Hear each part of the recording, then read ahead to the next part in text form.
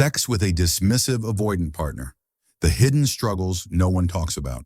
Sex with a dismissive avoidant partner can feel like a mystery. At first, it might be passionate, even intoxicating. There's intensity. There's chemistry. There's a kind of magnetism that draws you in, because when they do open up, even just a little, it feels rare, sacred, like you've cracked a code. But here's the hidden truth most people never talk about. With dismissive avoidance, sex is often more about control than connection. And if you don't know that, you might mistake physical intimacy for emotional closeness, only to end up feeling used, confused, and alone in bed, next to someone who seems a million miles away. Dismissive avoidants have a complicated relationship with closeness.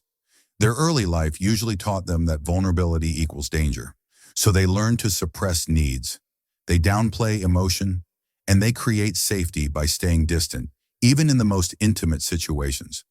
That means when it comes to sex, they may crave the physical act, but reject the emotional aftermath. They might avoid eye contact during intimacy, rush the experience, or shut down entirely right after. You feel the disconnect, but they often won't even acknowledge it. To them, it is just sex. To you, it was supposed to be a moment of bonding. That mismatch can leave you feeling like you were physically close but emotionally abandoned. And here's the twist that messes with your head. Dismissive avoidance can be incredibly seductive. They often present themselves as confident, independent, and mysterious, qualities that are deeply attractive. But behind that exterior is someone who fears being known. So when sex happens, it is like a performance. They give just enough to keep you around, but not enough to make them feel exposed. And the more you try to connect, the more they pull back. This can trigger anxiety in the partner who longs for more depth, more affection, more emotional presence. It becomes a push-pull dynamic where one person is chasing intimacy and the other is dodging it at all costs. One of the biggest struggles in a sexual relationship with a dismissive, avoidant partner is their tendency to compartmentalize. They can have sex without love. They can express desire without letting it mean anything.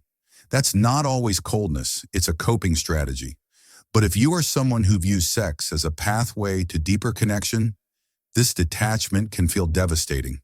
You may wonder, why does it feel like they're not really with me?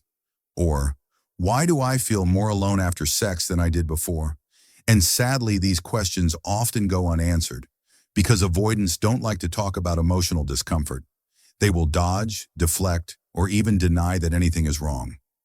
Now let's talk about the after-sex experience, because it is one of the clearest windows into the avoidant mind. For many people, the time after intimacy is about cuddling, talking, feeling safe. But for dismissive avoidants, this is often when they retreat. They may get up immediately, become distracted, check their phone, or emotionally ice out. You feel it as coldness, but for them it is relief, a return to emotional distance, which is their safe zone. If you try to bring up feelings, they might minimize your concerns or say you're being too emotional. This creates a silent wound, where one person is longing for warmth and the other is putting on emotional armor. Sometimes dismissive avoidants weaponize sex. Not intentionally, not always consciously, but in a way that keeps them in control. They may initiate it when they feel the partner is drifting away, using sex to reel them back in. Or they might withhold it as a punishment, creating a power imbalance. They often fear being depended on, so they manage the relationship by keeping emotional ties loose, even if the physical ties remain active. This confuses the partner, who may equate sex with intimacy. But in the avoidance mind, sex is just one part of life, not necessarily tied to love, commitment, or even emotional safety. There is also a peculiar shame that lives beneath the surface. Dismissive avoidants often feel a deep internal conflict. They want connection, but fear it. They want sex, but fear what it might mean. So they may engage in behaviors that feel emotionally unsafe, hookups, affairs, or porn addiction. Not because they are broken, but because it allows them to experience intimacy without vulnerability. This can devastate a partner who is trying to build something real. You might feel like you're fighting invisible ghosts, battling a wall that won't fall, no matter how much love you give. For someone in a relationship with a dismissive avoidant, You may start questioning your worth. You might think, am I not sexy enough? Or did I do something wrong?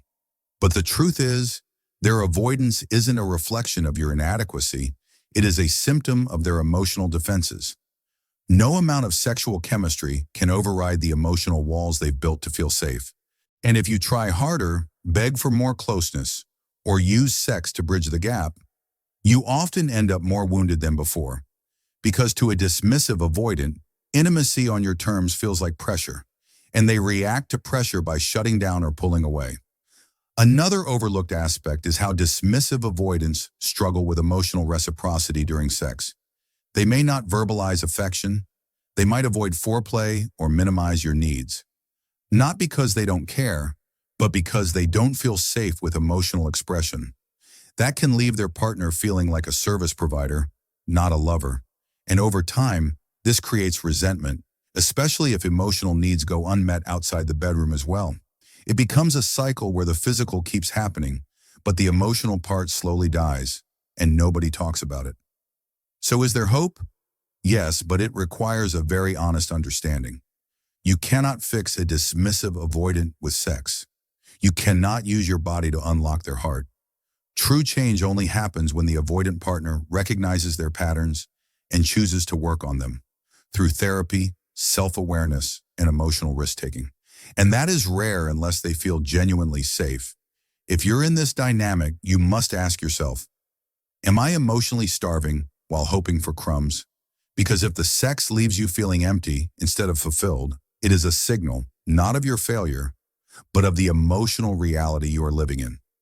Boundaries are essential. You must be clear about what intimacy means to you, and you have to protect your own emotional health.